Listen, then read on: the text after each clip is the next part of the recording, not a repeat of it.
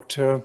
Gulnihal Sarman on the theme of bonding of today's newborns and their parents, current lifestyle interrupters, and realistic counseling.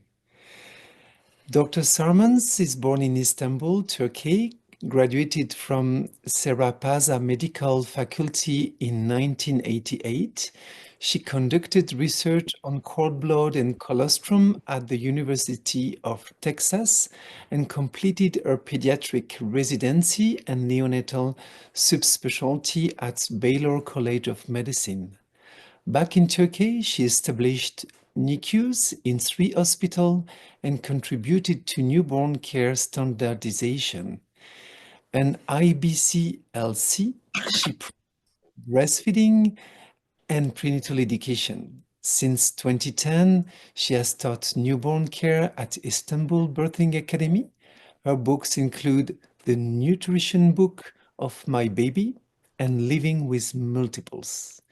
First of all, I'm really honored to be here with all of you who are so interested and involved in your practices.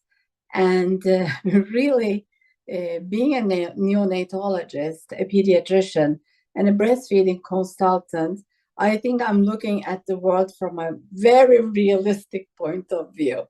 So my presentation is going to be not this romantic presentations that I've been hearing since yesterday. They seem to be more like really from the heart and more psychological and more involved with the bonding interactions and so on. And here we come to my presentation, which is a realistic perspective. So I want to look at today's parents-to-be's or today's parents who are now in 20 to 40 years of their ages, and how is their lifestyle and how we should realistically counsel them and support them. So it's more of a realistic, real issues that I'm going to be delving with.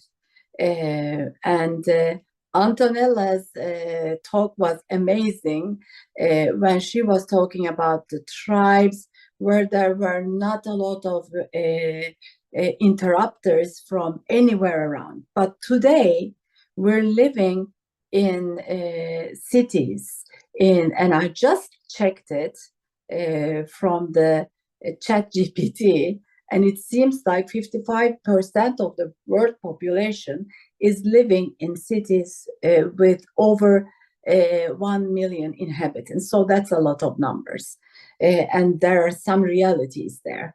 And I really have believed in prenatal support. I have established prenatal education in all of the hospitals that I worked at.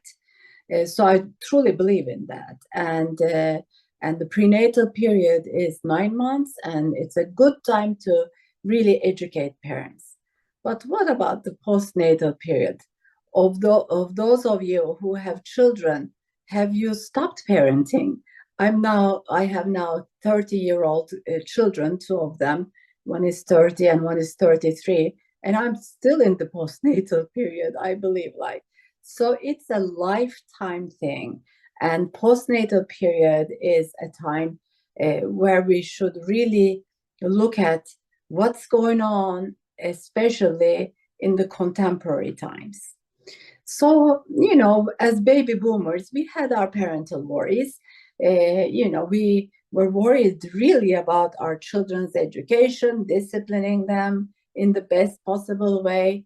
We had some kidnapping events that had happened, so we were a little bit worried about stranger danger.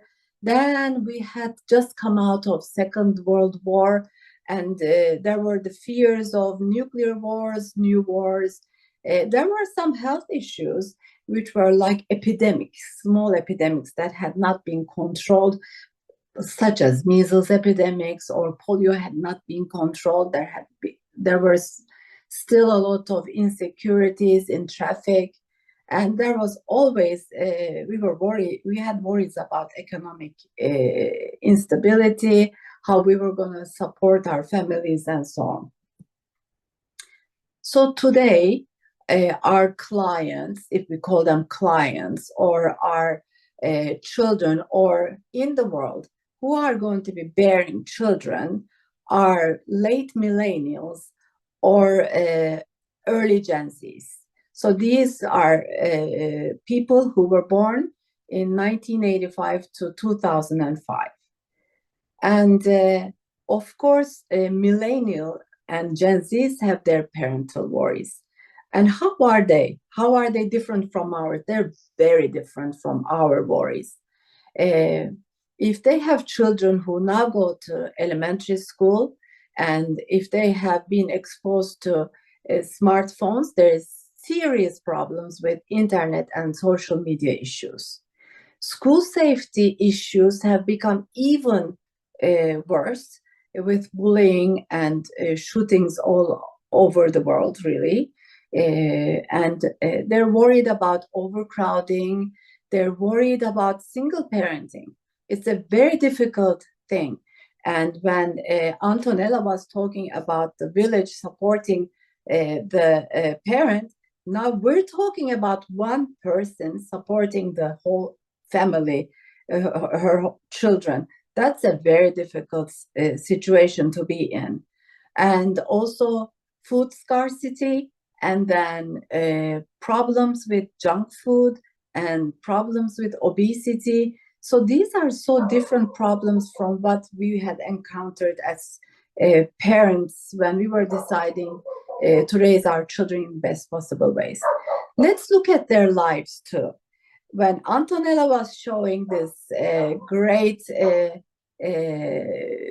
tribes of African women, where they were supporting each other in the, looking in the eye of each other every single day and trying to support. Now we're talking about these mothers to be or fathers to be who are children of working parents. They come from very small households. They had been raised with high expectations. They had very high educational expectations from their families. Most of them lived away from their hometowns, and they had maybe lived part of their times with their parents. So these are realities. So with all these realities, the other major reality that comes about is they had minimal hands-on experience with kids. And I see it with all the parents that I'm taking care of. They consider their newborns or toddlers as really aliens because they had not touched hand on children before. They plan to have kids later in life, so they're more concerned, they're more alert, and they want to do the best for their children. And the numbers are very scarce. If they're gonna have more than 2 kids, it's almost unheard of in the big cities.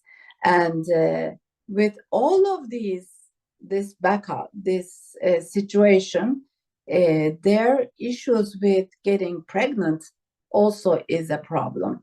When we look at the world's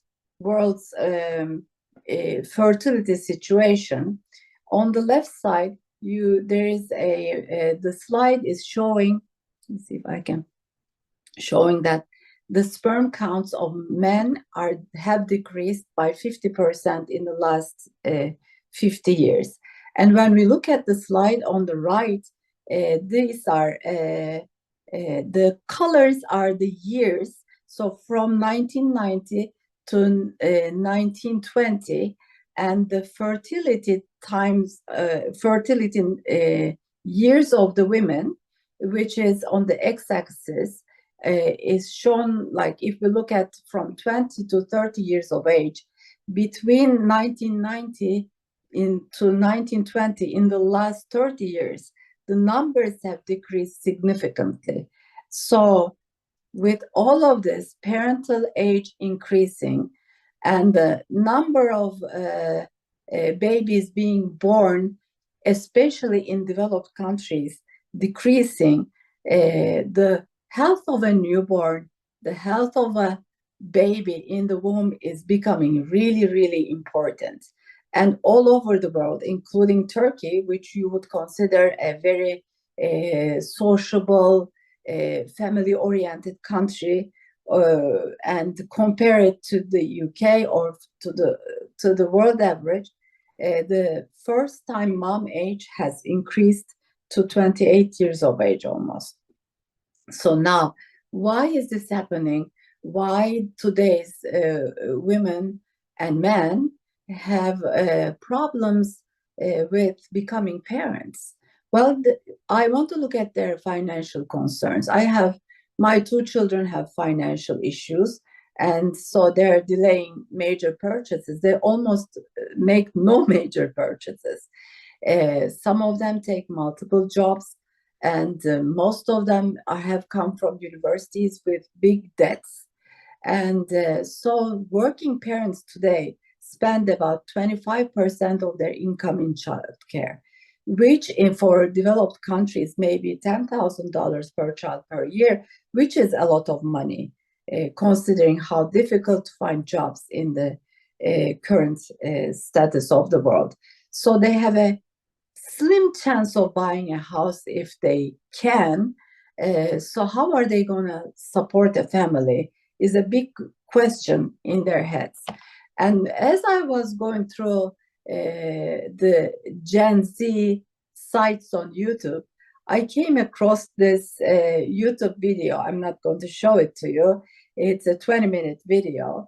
And Drama Queen is talking about why Gen Zs aren't having kids and why everyone is worried.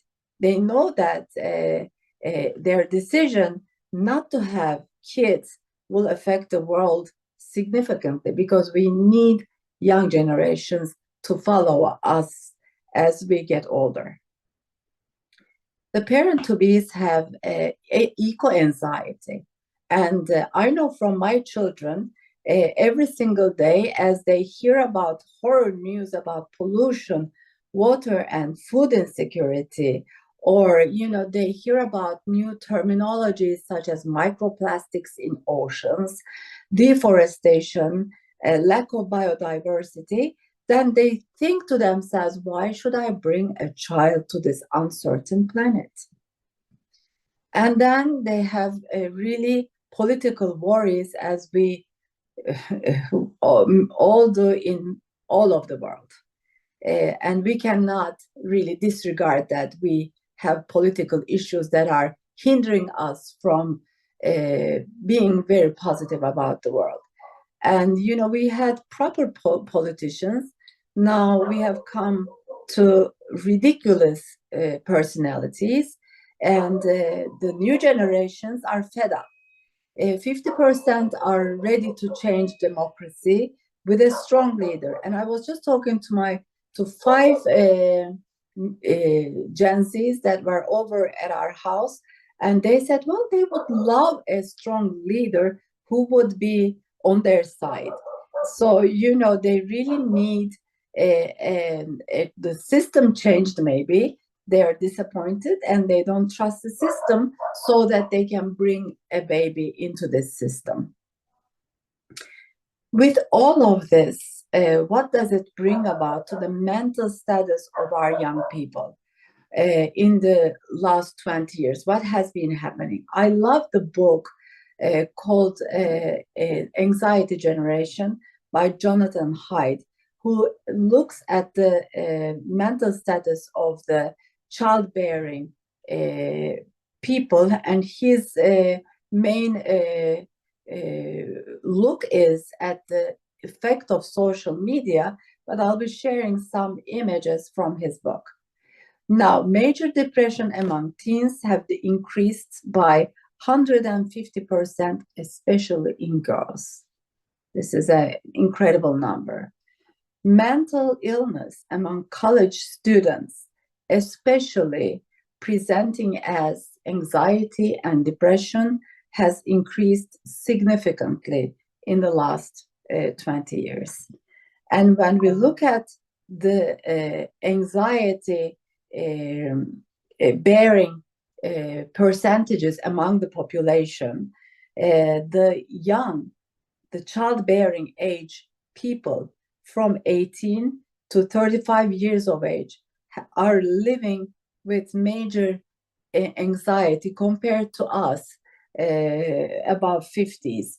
So there is this anxiety that you, as the prenatal psychologists and postnatal psychologists, are really dealing with. And it's a real issue, so that we have to comfort these young people so that they can have a more comfortable approach to building their own families. So how can we support these millennial parents? My suggestions are my humble suggestions, and I'm sure the other better ones are in your minds, and if you can share them here, that will be great. I think we need to come up with creative work solutions so that their financial worries are eased and they're ready to become parents.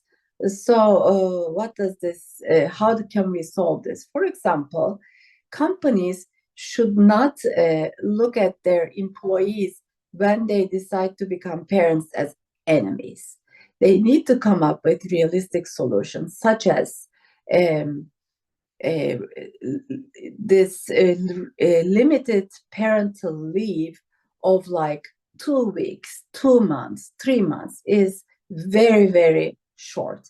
So we should say no to this and provide support to these families until the baby is 3 years old, so that he or she is ready to attend daycare, so he or she is ready to take on life. So what can be some solutions? For example, there can be payback plans after the baby is 3 years old for long-term positions, such as university positions or government positions, which don't change, or employees can stay for longer periods. Work from home is always a wonderful solution, and I have seen this happening with my parents. If they are working from home, especially both of them, they don't need additional child care people in their house, so they're able to manage financially better. And there's also the possibility of share your position, kind of an alternative for parents, such as working half-time or sharing a position 30% of the time, something like that. We need to relieve parents, new moms, and they should know that they should have their own personal plans to relieve their anxiety. So we have to tell them, fill your cup or take your oxygen to your nose before your baby. So what can they do? They can have me time, for example. Daily mindfulness breaks are great. They should learn to appreciate what they have and to concentrate on their well-being by these breaks. Or they could meet a friend just at the lunch break. They can swap babysitting with friends so that they can have date night once a week, once a month. And before the signs of burnout is too visible, before they're really depressed, they need to consult a psychologist or a psychiatrist immediately. So what about social services for new parents? Our municipality, for example, is doing a wonderful job, and I'm sure there are examples of this in your countries as well. They go to families, needy families, with newborn packages. And I looked into these packages, and they're filled with diapers and wipes. And when they come, when they need more, they go with the service continues. We can have breastfeeding support for free, both for supplies and professional help, because we know that if we continue breastfeeding in our communities, we'll have healthier moms, healthier babies. This should be supported. We can have free food for the postpartum parents. And if you think of your postpartum period, you know that cooking and buying, going to the market was so difficult when you were so out of yourself, so sleepless, so tired. And also a call center for new moms and dads would be a wonderful thing. They can have a tiny question. When that's answered, we may really open their barriers so that they can parent without questions in their heads. And another solution that I think we should be really, really supporting is grandparents is giving support to their grandkids, and how we should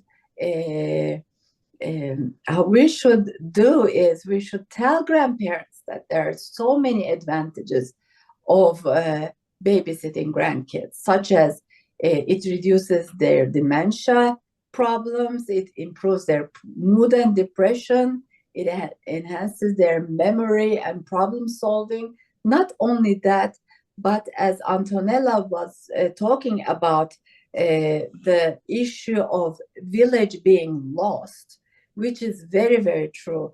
And she was talking about support being lost in our times. Then this kind of support will be really important for stronger family bonds and for sense of purpose and fulfillment for the grandparents.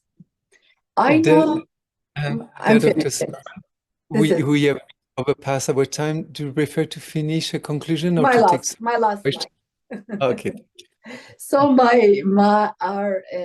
our really message should be to these parents is that yes, you have insecurities, but we're not going to leave you alone. This is a parenthood journey, and this should be supported minimally by the family, but by family members, by us as health supporters, psychologists, doulas, friends, and we should give them feel-good benefits socially, such as priority boarding, priority seating, no waiting in lines. And we should really, really try to improve the social media effects and hopefully give good influencers, giving the new moms great support when they need support from social media. I want to thank you so much. I think I gave a very different perspective to this meeting, and thank you so much for including me. Thank you, Dr. Sarman. I believe you just share the contrast of the message that is carrying, because everything that has been said in the beginning is to find solution and to stop or to understand the element where that make the new generation me not falling completely in despair. and there is a question because you finally give at the end of your presentation many avenue to help parents to stop the situation. Do you have certain element to increase fertility? How we should increase fertility? Yes, because the number are quite dramatic, and in your solution there is no address about that, and I wish to know your opinion about that. This is such a time with so many interrupters. I think as parents, as society, as political systems, we have to come to realize that there's too much pressure on the childbearing, on all of us, but especially, as I showed you, the anxiety levels are very high, especially in the childbearing group, that we should give them physical support, and we should tell them that these strains on the population has been going on for centuries and centuries. Yesterday, my daughter was telling me, Mom, what country should I be moving since there's so much problems in Turkey right now? I don't like the political. So, we had a real conversation about this, and I know this has become more stressful now because there's so much information available right then and there. We didn't have so much information at our hands, at our heads as we were growing up. So as parents, I think there is a lot of responsibility on us to make them feel secure. Life is not always so secure, but we can give them this support as a healthcare providers. I think one-on-one interactions will be very, very important to support them and not to scare them. They've had enough scares in their lives, so it's time to relieve them of these constraints, I think. Thank you so much, Dr. Sarman, and thank you for your actualization of our situation in the world and to give so much hope with the perspective you bring. Thank you Thank you. again. Thank you, Francois, so much. Thank you.